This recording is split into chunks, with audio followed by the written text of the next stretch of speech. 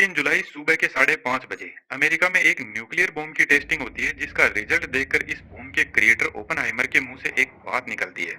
Now I am become death, the destroyer of worlds.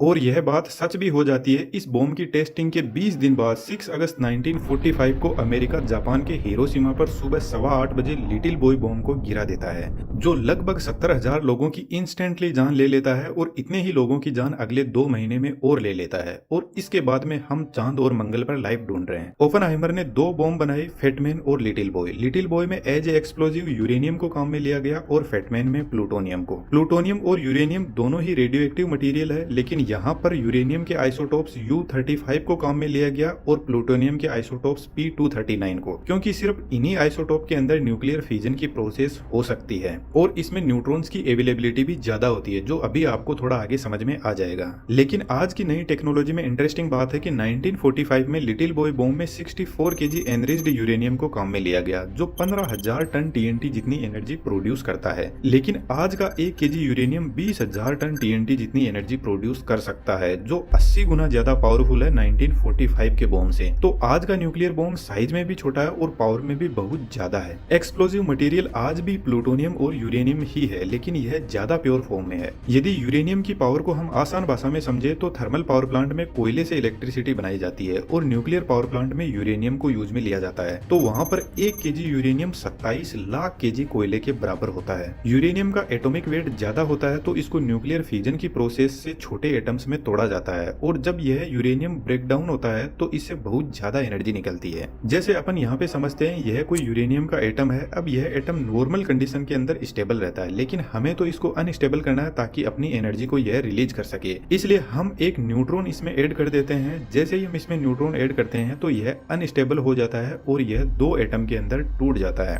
अब इस breakdown से 3 neutron और जबरदस्त एनर्जी निकलती है। अब इस न्यूट्रॉन के पास में बहुत ज्यादा एनर्जी होती है और इसकी ट्रेवलिंग स्पीड भी इतनी ज्यादा होती है कि यह लाइट की स्पीड का 30% स्पीड से ट्रेवल करते हैं। तो यह तीनों न्यूट्रॉन आगे और न्यूट्रॉन के एटम से टकराते हैं और उनको तोड़ते हैं और फिर उनसे न्यूट्रॉन और एनर्जी निकलती है और फिर वह और आगे यूरेनियम के एटम को तोड़ते हैं। इस टाइप से एक लंबी अनकंट्रोल्ड चेन रिएक्शन चलती है जब तक पूरे यूरेनियम के एटम से एनर्जी ना निकल जाए। अब न्यूक्लियर बॉम्ब के अंदर यह प्रोसेस तो होती ही है, लेकिन इस प्रोसेस को कंडक्ट करवाने के लिए बॉम्ब की डिजाइन अलग हो सकती है। ओपनहाइमर की लिटिल बॉय बॉम्ब को एक्टिवेट करने की डिजाइन एक गन के मैकेनिज्म के जैसी थी, जिसको अभी हम आगे समझेंगे। बॉम्ब 10 फीट लॉन्ग और 28 इंच का डायमीटर था और इसका वेट 4,400 kg था। जिस एयरक्राफ्ट से इस बॉम्ब को गिराया जाने वाला था उसका नाम B-29, जो एक बॉम्बर एयरक्राफ्ट है। जब एयरक्राफ्ट 38,000 फीट की हाइट पर था तब एयरक्राफ्ट अपने डोर ओपन करता है और बॉम्ब को नीचे गिराता है।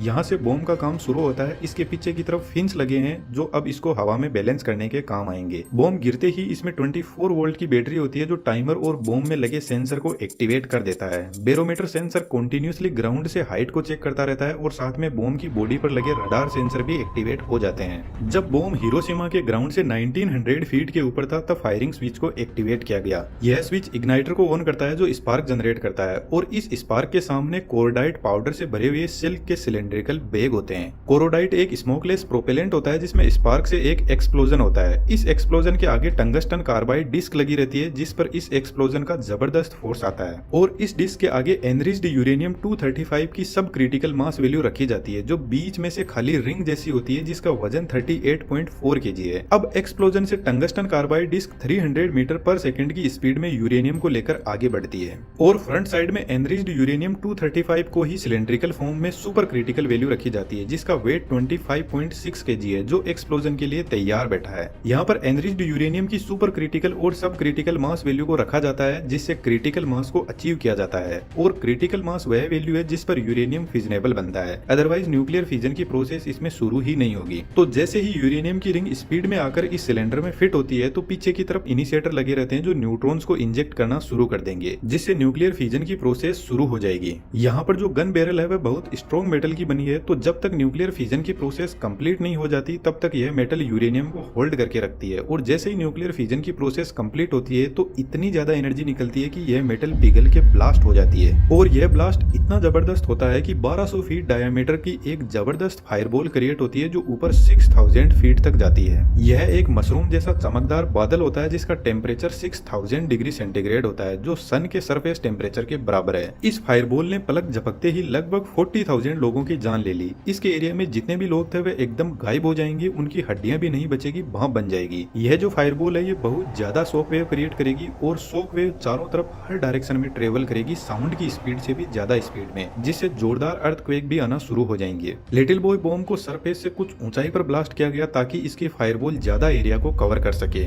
ब्लास्ट होते ही टेम्परेचर इतना ज्यादा हो जाता है कि यहाँ पर जो हवा थी वह गर्म होकर उड़ जाती है, जिससे यहाँ पर वैक्यूम क्रिएट हो जाता है। बॉम्ब के सेंटर को बैलेंस करने के लिए साइड की हवाएं बॉम्ब के सेंटर की तरफ बढ़ेगी, जिससे यह फायरबॉल फायर स्ट्रोम में बदल जाती है, जिसका डायमीटर 3.2 किलोमीटर का है। और इस फायरबॉल से इतना प्रेशर और टेम्परेचर इंक्रीज हो जाएगा कि इसके डायमीटर में जितने भी लोग हैं वे तुरंत खत्म हो जाएंगे और बिल्डिंग्स राख हो जाएगी। इसके बाद लगभग 11 किलोमीटर तक बॉम्ब के सेंटर से जो लोग हैं उन पर अच्छी खासी रेडिएशन का असर देखा जाएगा, जिनसे लोगों की स्किन जलने लग जाएगी। इस बॉम्ब में मेनली 3 वजह से लोग मरते हैं: ब्लास्ट, फायर और रेडिएशन। ब्लास्ट और फायर से तो लोग उसी टाइम खत्म हो जाएंगे, लेकिन यह जो रेडिएशन है ये कई हजार सालों तक लोगों को मारती रहेगी और लोगों पर इसके साइड इफेक्ट होते रहेंगे, और कैंसर का खतरा तो हमेशा बना ही रहेगा। अमेरिका के हिरोशिमा और नागासाकी पर इस बॉम्ब की वजह से लगभग 2 लाख लोग मारे गए, और उस एरिया में आज भी उस न्यूक्लियर बॉम्ब का इफेक्ट देखा जा सकता है, जिसकी फोटोज आप यहाँ पर देख सकते हो। ओपनहाइमर को अपने इस आविष्कार को लेकर बहुत रिग्रेट था, और उन्होंने इस न्यूक्लियर बॉम्ब पर बैन लगाने के लिए बहुत कोशिश की, लेकिन वह कर नहीं पाए। अब आप ही बताओ, ओपनहाइमर हीरो है या villain? 1 kilo uranium price $7 million का है, फिर भी हमारी अर्थ पर 12,500 न्यूक्लियर बॉम्ब अवेलेबल है। आज 10 से भी ज्यादा कंट्री के पास में न्यूक्लियर बॉम्ब है। पिछले 80 सालों में से किसी भी न्यूक्लियर बॉम्ब का यूज नहीं हुआ, लेकिन फिर भी हम इंसान एक हाथ में पेट्रोल और एक हाथ में जलती हुई माचिस लेकर घूम रहे। ऐसा बेहतरीन 3D एनिमेशन आपको भी सीखना है तो डिस्क्रिप्शन में कोर्स का लिंक दिया हुआ है। हमारी 3D कम्युनिटी में आपका स्वागत है। आप चैनल पर विजिट करके और भी ढेर सारे ऐसे वीडियोस को एंजॉय कर सकते हो।